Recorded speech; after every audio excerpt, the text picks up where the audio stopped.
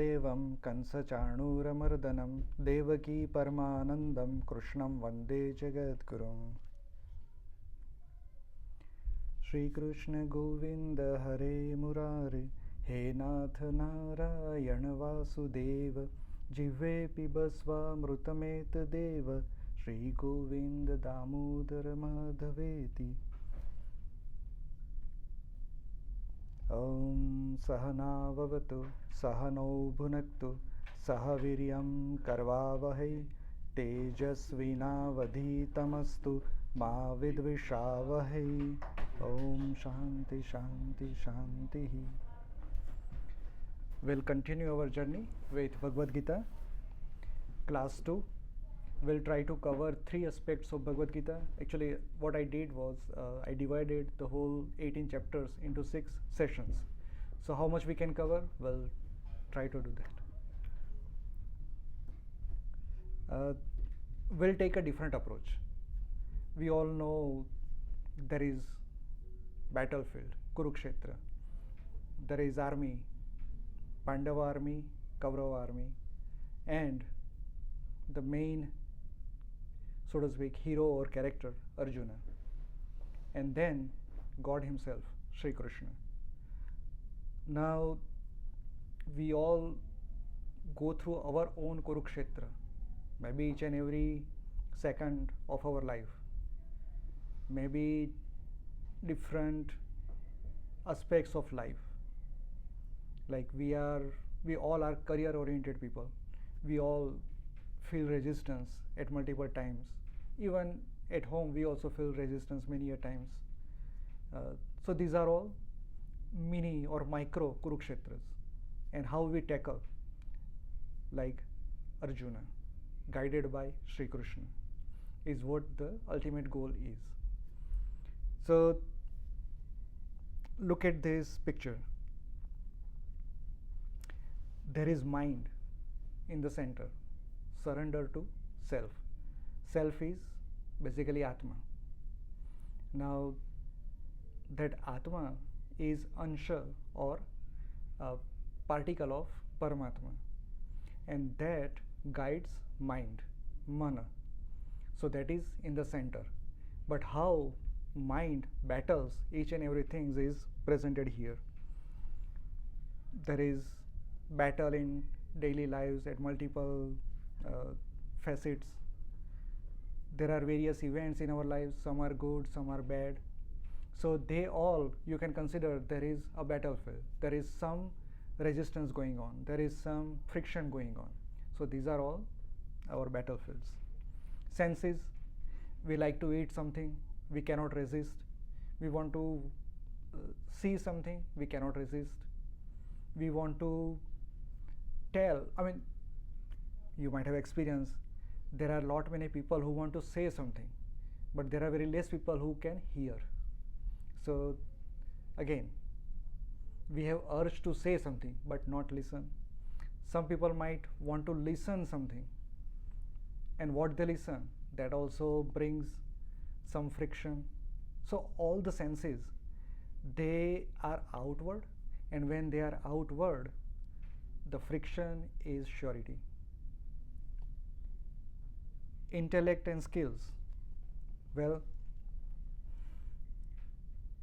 Sri Krishna says that our mind is our best friend. At the same time, it is our best enemy, or the worst enemy. So mind, driven by intellect, can take us to an excelled position, or something very bad in our life can happen because of that. And Nitin bhai might have witnessed many examples because of his career. Then memory, it's like a storage, right? Storage is, it does not discriminate. It stores good things, it stores bad things. What operates on that storage is intellect, and then chitta. Chitta is bhava, I would say. That chitta and intellect, when clubbed together, if they do free will, they can use the storage in very destructive manner. But when they are guided by positive mind, and positive mind comes from basically from Atman. Now we all have Atma, but we do not feel that. So how does Atma enlighten mind or make mind positive? I mean, that's the whole process of Bhagavad Gita. And that can driven by all that, can use the storage, the memory storage, in positive ways. So that all boils down to all of that. Again, if we take all the characters of Bhagavad Gita as a metaphor, not only persons but places, and the way the whole thing unfolded in those times. If we take everything like a metaphor, forget about historical events. I mean, we all know it's a history, even though we don't have pure archaeological evidences of Kurukshetra, but we still believe, and because there are some astronomical events mentioned, noted, and with generations we all believe that everything occurred. It's a history. But even if we discount history out of this, what message is delivered is very profound, and we can kind of, I mean, this is my view, but you can apply this equally to different things. Today I thought about this, maybe after 2 months I might think differently. I mean, this is a journey, right? It can keep evolving. So currently what I think is Arjuna is our mind, because it's a hero of the story, and for our life our mind is the hero. And because we don't know or we don't feel about Atma, even though we all believe, we all say Atma resides in our heart, we want to believe that, but we don't experience that, or majority of us don't experience that. So who is our hero? Our mind. That is Arjuna. Krishna is Atma, Paramatma, but ultimately it's Atma for this confined body. Kurukshetra, it's our daily life, the way we live our life. It's a Kurukshetra. And all the astras and shastras used by various characters in that battlefield, Arjuna, Gandiva, Dhanush, Bhima, Gada, Mace, likewise Yudhishthira, Veil. So there were various astras and shastras used by various characters in that battlefield. So consider those as our skills. So various skills we possess, our mind trained or tuned to, those skills are like our astras and shastras. Now, who are the Kauravas? They are the negative attributes or dragging events in our life, and there are hundreds. There are more dragging events in our life than uplifting events. And uplifting events like Pandavas, which are positive, which help us in affirmative way in our life. So there are more Kauravas, less Pandavas. Bhishma. Why I considered him different? Because Bhishma is Pitamaha. Even though he was part of Kaurava army, meaning negatives or dragging events, but Bhishma ultimately is Pitamaha, great father, so to speak. He is the main hero of Mahabharata. What he did, that one event changed the course of the history, and we had Mahabharata battle. So Bhishma is the fulcrum point of the whole epic. And in our life, or in our the physical body, all our senses, because without senses like eyes, nose, ears, our speech, our touch, so all these senses, karmendriyas and gnanendriyas, the organs and their subjects. So all these senses are like primitive thing that existed in our life, or that exist in our life. When we are born with these senses, and they evolve into different things over the period of our life. And the way we use these senses decides the course of our life and our Mahabharata. So Bhishma is like senses. Drishtadyumna, he is in the Pandava army, but he is chief general of Pandava army. So if we think about it, who is that in our body? That's intellect or buddhi. Because ultimately, whatever our mind has, the capabilities, bhava or chitta, or the storage, memory storage it possesses, ultimately the intellect decides what we do. So that's the chief general of Pandava army.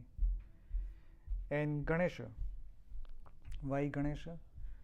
Because when we say who wrote Mahabharata, Vedvyasa always comes to our mind. But Vedvyasa is the narrator or the creator of the shlokas of Mahabharata. But it is written by Ganesha. Now, Ganesha in our body is our memory storage, our manas, our brain.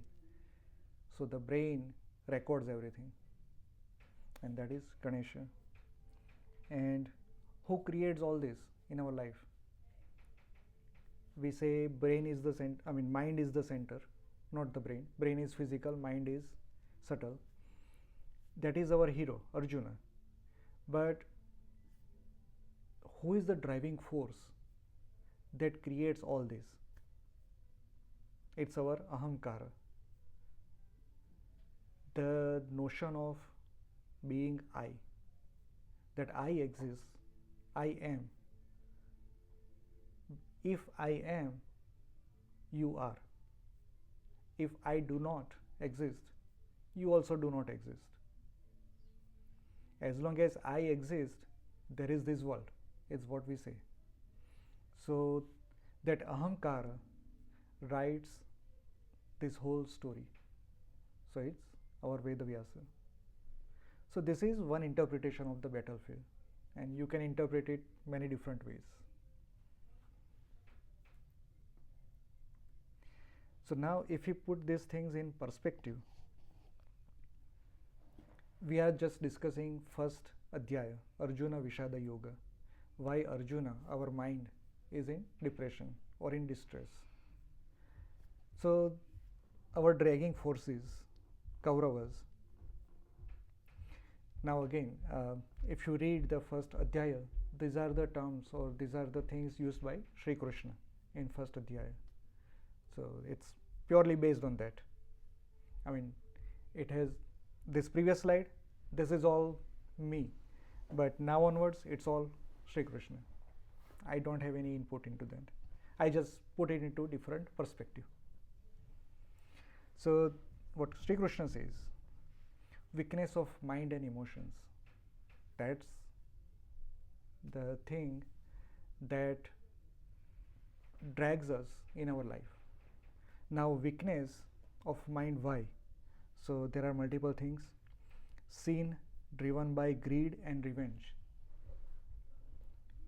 That's the epitome of Duryodhana, because he had greed and he wanted to take revenge because his father was deprived of the inheritance because of his blindness.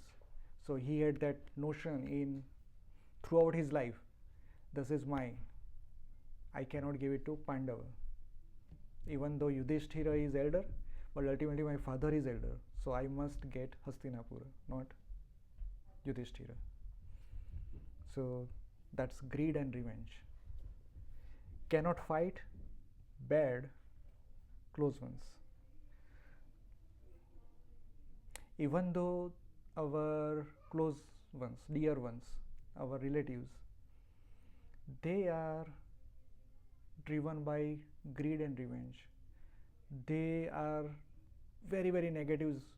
We know they are dragging people in our lives, still we cannot live, still we cannot fight with them many a times. We try, but that friction ultimately creates anger, or we lose our peace, even though it's the somebody else, your close ones, but whatever you do with that person ultimately affects you. Indulging into illusionary joys and sorrows.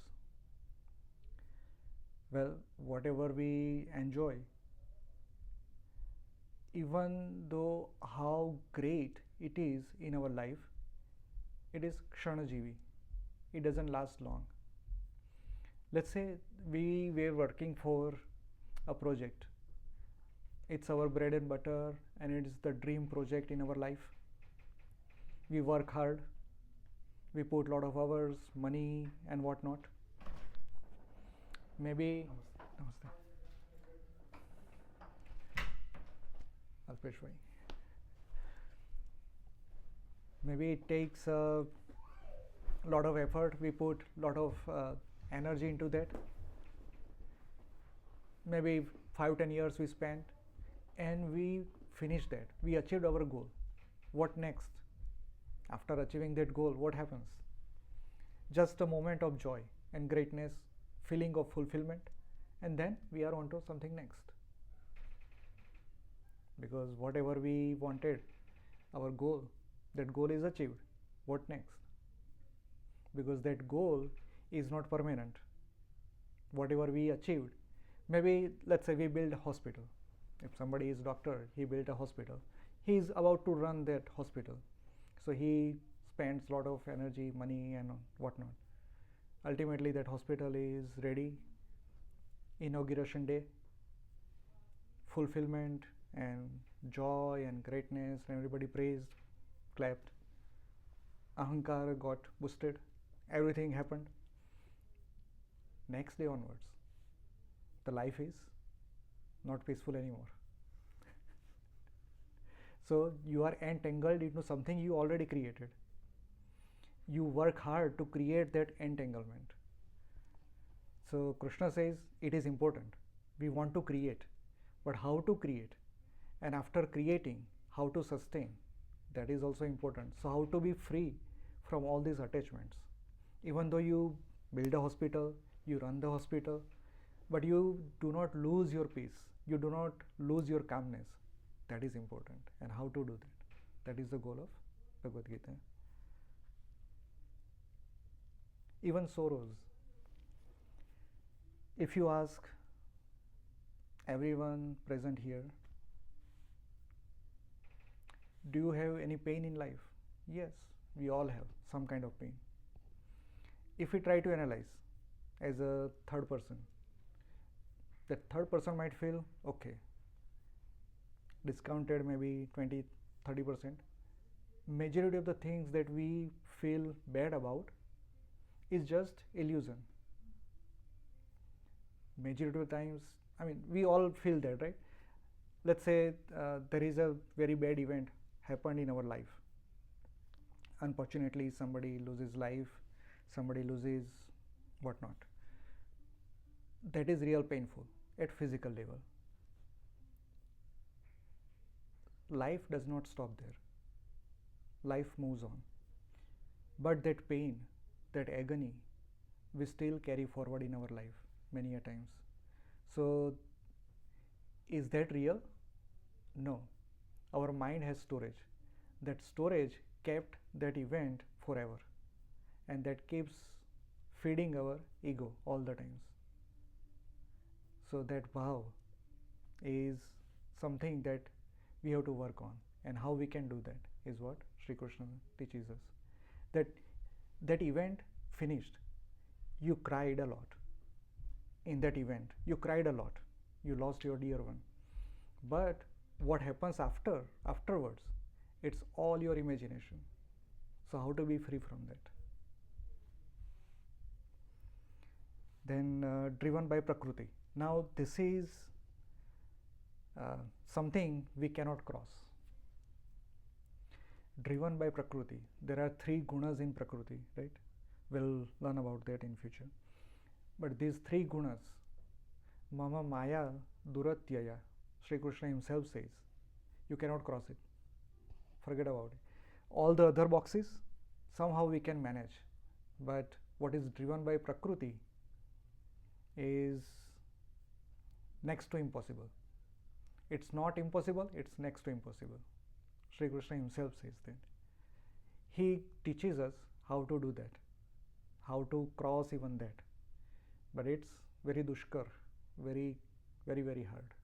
The most complex thing in our life is to overcome our Prakriti, our nature. Nature does not mean the way we respond, the way we feel. Let's say somebody has a good physique. He or she has athletic abilities, but the other person does not have that. It's because there are certain combinations, DNA driven or maybe years of training or whatnot. So these are all driven by Prakriti. Likewise, there are certain attributes. Somebody is greedy, somebody is open hearted, somebody is miser, somebody is happy, somebody is always finding faults. So these are all natures, these are all attributes, and it's hard to overcome. Pran and Prakriti goes together, that's what we say. But Sri Krishna, even though he says it is next to impossible, there is a way to overcome that. So we'll find that. And running away from duty. Now what is duty? Arjuna did exactly with that. Arjuna Vishada Yoga. He wanted to run away from his duty. He was in the battlefield. The battle was about to start. He went to the middle of the battlefield because he wanted to observe who are all these. And at that moment, his mind weakened. There is Guru, there is great grandfather, all the cousins, friends, uncles. So how am I going to kill them? Let alone how I am going to fight against them. So mind weakened because he thought of running away from the duty. What was his duty? To protect Pandava army, because he was the greatest warrior and he was the main, even though the chief was Drishtadyumna, but he was the main warrior among Pandava Sena who could fight and protect and get them to victory. But now he is about to run away, and that also weakens our mind. Mind is weakened by running away from duty, or running away from duty weakens mind. It both ways. Now what is duty? We'll also learn about that in future, because it is also a very wide subject.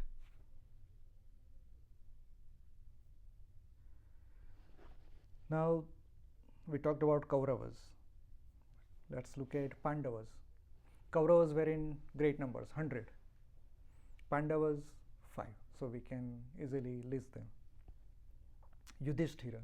When we think of Yudhishthira, always truth. Now what is truth? That is also, I would say, very reference oriented. What happens outside this room, we cannot tell exactly. We can just guess that there is something happening outside this room. So that is partial truth. It is not full truth. So truth is relevant. Truth is reference oriented. But the truth here, what Rishi usually means in Upanishads is the existence, meaning what you experience. That experience is your satya, is your truth. What you experience, if you don't tell, that is asatya. So in that sense, they considered truth is reference oriented, truth is referential, relevant to only the observer. But the observer, if he or she does not put that experience into right words, that is asatya. Right now, let's say you might be feeling cold, you might be feeling hot, warm. Even though 3 people say, okay, I feel cold, 2 say, I feel warm, who is right and wrong? We cannot decide. But some person, if even though he feels or she feels cold, says, I feel warm, just to show something different, that is wrong, that is asatya. So whatever our senses, Gnanendriya, Karmendriya, mind, whatever it observes, whatever it experiences, if we narrate that, that is truth. Otherwise it is untrue. So that is Yudhishthira. Even in the battlefield, it remains steadfast, steady, does not waver, because that is truth. And Bhima is always might, vigor. He is ready to kill anyone or against who comes or who is against any of the Pandavas. He is ready to just destroy. That is might. It is useful if it is tamed or controlled. Otherwise it is harmful. Arjuna, even though he is hero, the main quality we see is vigor. Vigor does not mean only might. Vigor is a bhava driven or chitta driven. Your mind is ready to fight and win in any circumstances. When it was the time of Draupadi Swayamvara, Karna and Arjuna were the only 2 warriors who could achieve that fish eye and all that, because it goes back to the story, at least for the Arjuna, when they were learning from Dronacharya, and they were given this test to there was a bird toy, I would say.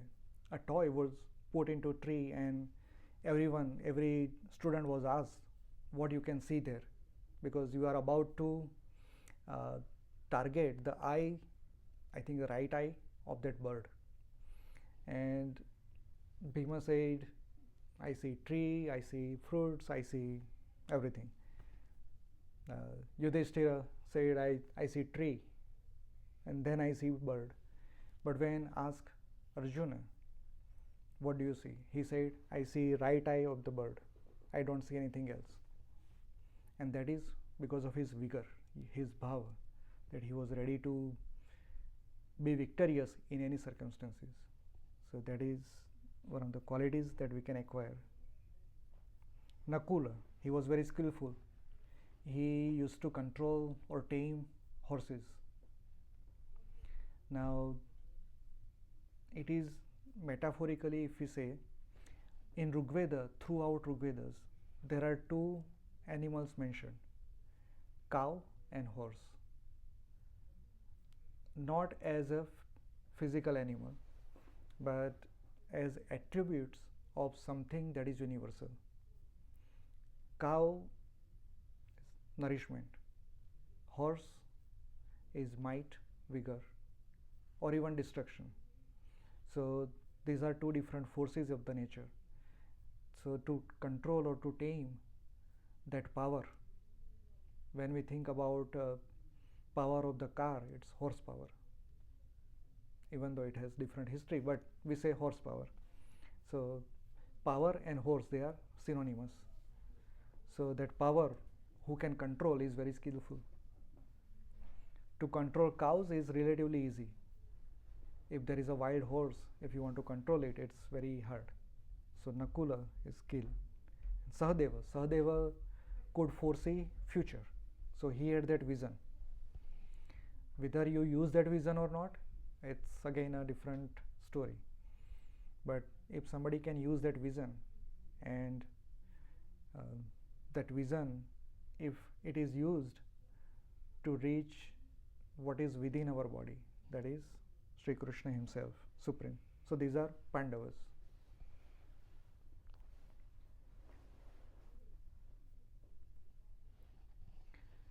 Now,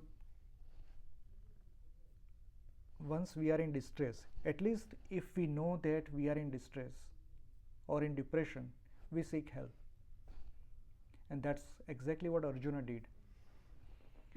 He said, I cannot hold my bow, Gandiva. My eyes, I am trembling. My eyes, tears are coming. My mind is very much confused. I cannot think rightly. So he mentioned all these lakshanas, that I am having all this, like I am in depression. Then at least he had that buddhi to ask Sri Krishna, you tell me, you are my guide, friend, philosopher, you tell me, what should I do? So getting help at right time is important. Otherwise we lose the track, we lose our maybe life. Many times we hear the stories that just a phone call away and lost a life. Somebody might commit suicide or do something bad. If somebody might have listened to them at that right moment, that fellow might have survived. We heard many stories like that. So Arjuna, even though he got weakened, he still had that sense to ask Sri Krishna, what should I do? Sri Krishna was charioteer.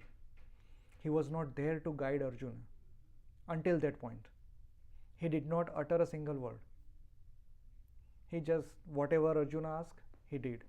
Take me to the center of the battlefield, he took him. Okay, stay there, put it, get the chariot somewhere that I can observe everyone. Sri Krishna did that because he was, at that moment, at that time, he was not friend. He was not God himself. He was just a charioteer, and he had to follow orders of the warrior. He did that. Arjuna put the Shirastran and everything in the chariot in one corner. Krishna didn't say anything. Arjuna observed, sat down, Krishna didn't say anything. Then Arjuna started feeling all this and started uttering, oh, this is my Guru, my Pitamaha, my Bandhu, brothers. Krishna didn't say anything. In the end, Arjuna says, my mind is confused. Now you tell me. Only then Sri Krishna speaks. So that is very important lesson for all of us. Being Arjun or being Sri Krishna for somebody. I mean, we cannot be Sri Krishna, but I am just saying as a character that somebody might seek guidance from us. So at that moment, that fellow is Arjuna and we are the Sri Krishna at that moment. So second adhyaya, somebody say that it is the most important adhyaya or chapter of Bhagavad Gita because it is little lengthy, I would say, but it is so profound. It summarizes, I think, 7 or 8 major Upanishads in just one adhyaya.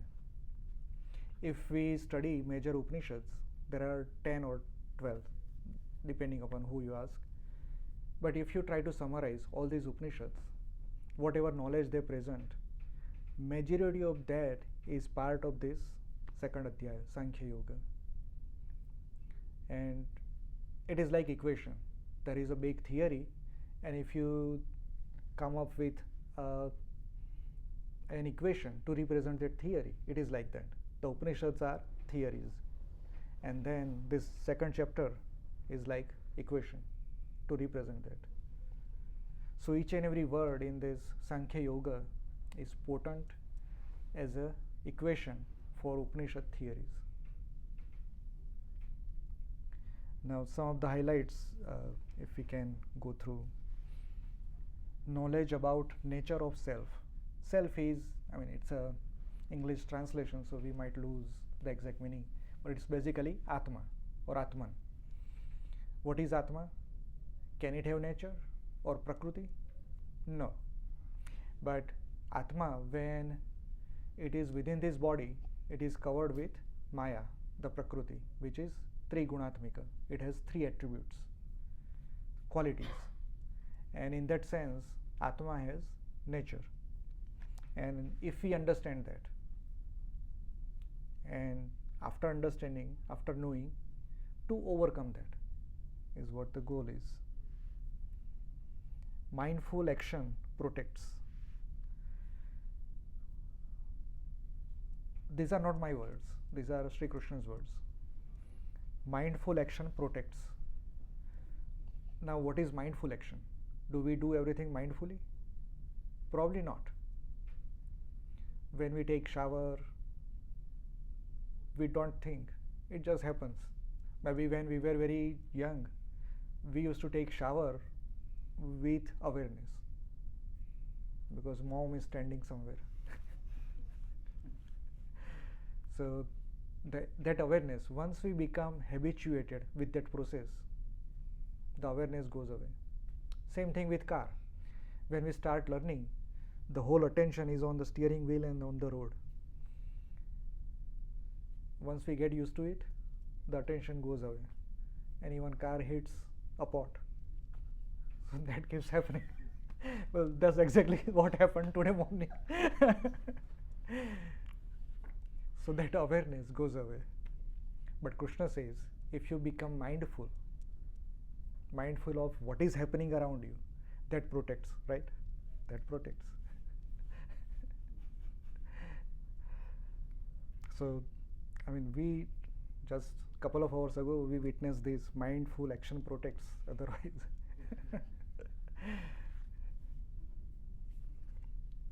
Rise above qualities of nature. Again, Maya is very difficult to cross over. Krishna himself says that. But he again says, okay, rise above your nature. How? He'll explain later, but at least he has told here. Rise above qualities of nature. Trigunatmik Maya. He also explains what are different types and how we can know which type of quality we have. I mean, everything is in the later chapters. But he says, rise above that. Follow duty with determination, without attachment, with success or failure. You can say detachment or removing the bond is the core principle of Bhagavad Gita. All the 700 shlokas, 18 chapters, it boils down to these things. Renunciate, detach, remove the bond. That's the goal, or that is the ultimate one equation of Bhagavad Gita, and it boils down to all that. And this is like a sentence: follow duty with determination. If I am father, happy Father's Day to all of you. If I am father, there are certain duties that I have to follow. Nurture, nourish my children. I am husband, I have my duty towards my wife. I am son, there are certain duties. The duties might be socially prescribed or maybe self-prescribed. It could be either. There are certain things, I mean, in the old times, even today, in Bharat, there are some sadhus who don't wear anything, right? But if that person comes to USA, what will happen? So there are certain social norms. Even though that is his duty in Bharat, that duty does not apply in USA. If I am Indian passport holder, I can go to USA, but I cannot go to Pakistan. So these are all social norms. There are self-prescribed. There is family-oriented, prescribed, prescribed duties. But Krishna, when he says duty, It means per our swabhava, per our nature, per our qualities, per our attributes, whatever we do, that is our duty. So if I like reading, but because of some circumstances, if I stop reading, if it is deliberate, my willful act, then it is not my duty. But if it is circumstantial, then it is acceptable. Say, because of my entanglement of mind to something, I stopped doing certain things. Oh, that person did bad to me. Now onwards, I'll hate him. I'll not do anything for him. So this is willful or deliberate action against somebody's nature. So that is not duty. Duty is what you do without any effort. Without doing any effort, whatever you do, like your mother. So you do cooking. Even if you are very much tired, you take help from others, but at least you cook, because that is your tendency. Being okay, different example. If I am in army, if I am trained in army, that becomes my swabhava. So my first and foremost duty is to protect nation, to protect citizens of the nation. I acquired that attribute into me. So if I stop doing that, that is against my duty. And that is like Earth. Earth has gravity. One day, if Earth decides no more gravity, so that's not possible. But let's say if it is possible, then Earth is going against nature of her. Her nature is to hold everything, gravity. So thing that goes beyond the nature, that is undutiful. So do your duty with determination. Determination, if you do it willfully, that's what Krishna says. But if you say you are forced to do your duty, if your mind has resistance, still you have to perform duty, Sri Krishna is against that. You have to have determination in your duty, but then without attachment.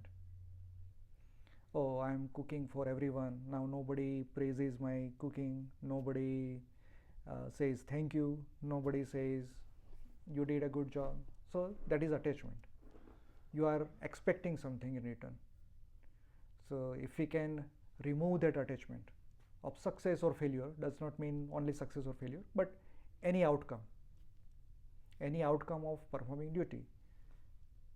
Salary is a different thing as part of duty, but let's say if company doesn't do well, might not pay salary, then you are attached. Okay, the company doesn't pay me, but the company needs you at that time. If you can survive, help. So these are all battlefields that we have to fight and be free from any bonding or attachment.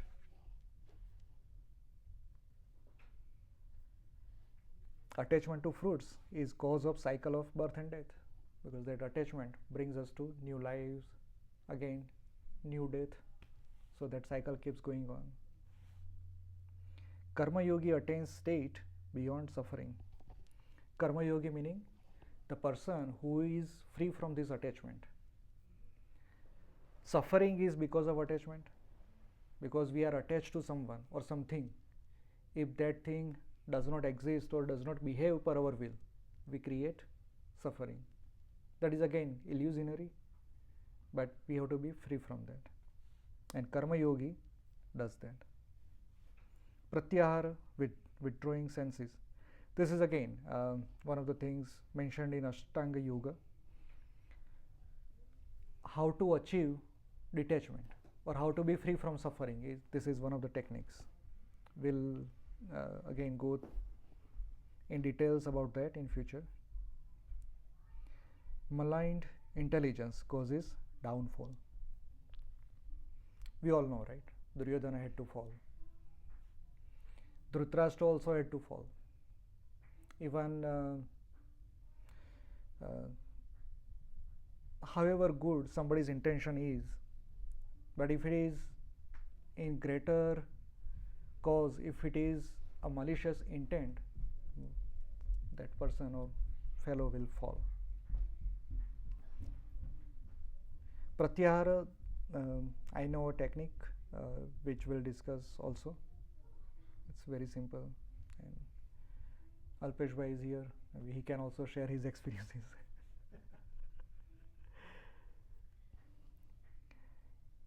Mind control. It is one of the things in Ashtanga Yoga, Yam and Niyama. Free from anger or hatred, attain divine grace. What is divine grace? Is Sri Krishna himself.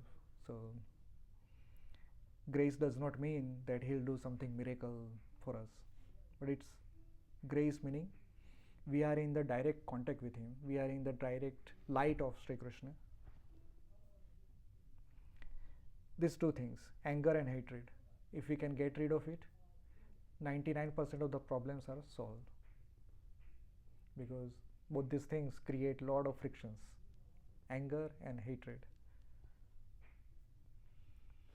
Divine grace brings peace, focuses intellect on God. So this is the grace, the light, the inner peace or light. Any uncontrolled sense destroys intellect. We see that, right? Well, I cannot live without eating this, or drinking that, or watching this, or smelling this. So these are all subjects of senses. And when that goes out of control, havoc. Pleasure, which is night of ignorance. So this is one of the attributes of the yogis.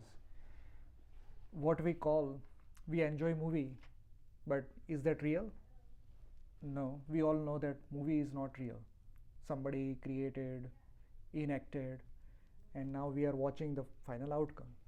That's exactly how yogis see this world.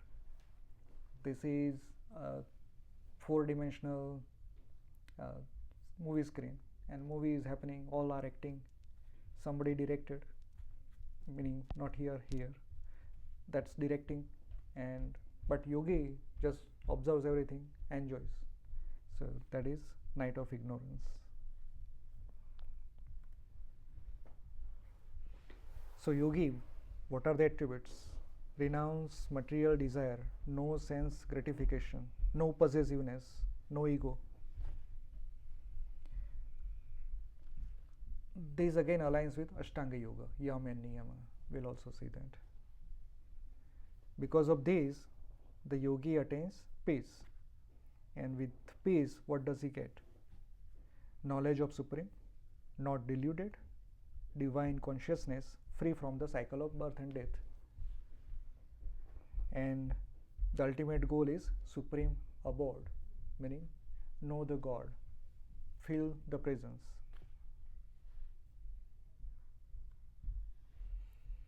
Now, this is the universal cycle. Cycle meaning it's a yajna, universal yajna. Brahma. Vedas are created from Brahma.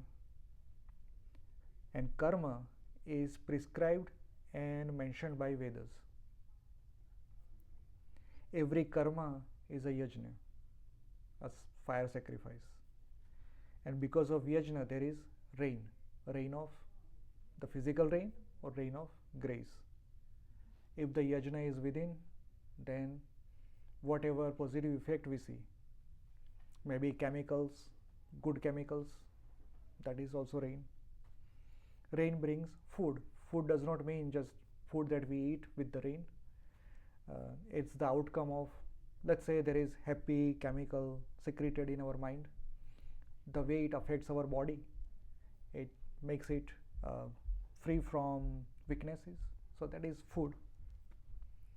And ultimately, from the food beings, the life sprung. So this is universal cycle. At physical level, or at subtle level.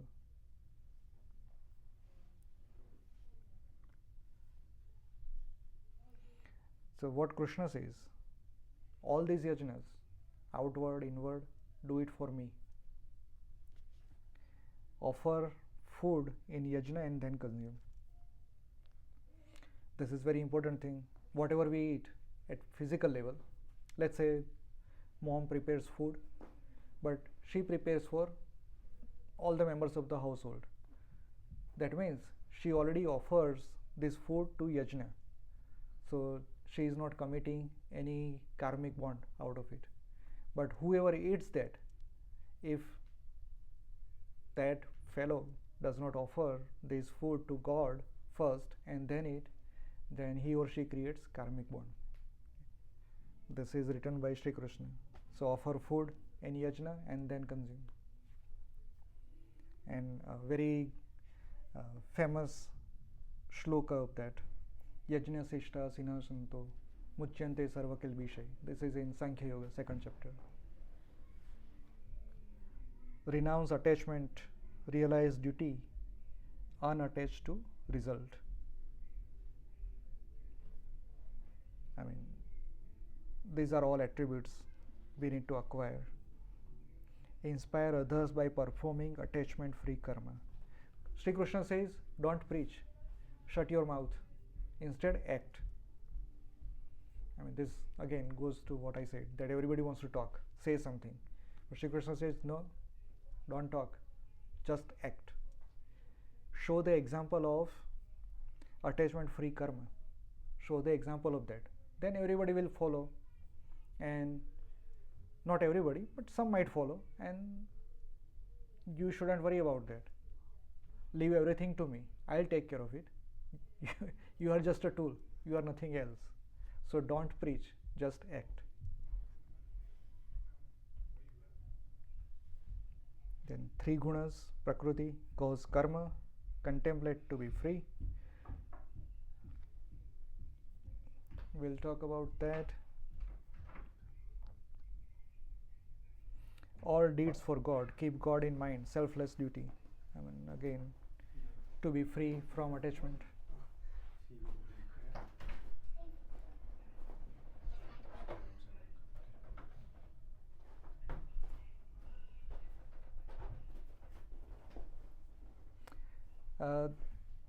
Briefly, here the Rajoguna is mentioned. It's the cause of lust, ultimately the anger, which is the greatest enemy for everyone. And all these attributes are in greater details given in 17th chapter. So we'll go through those.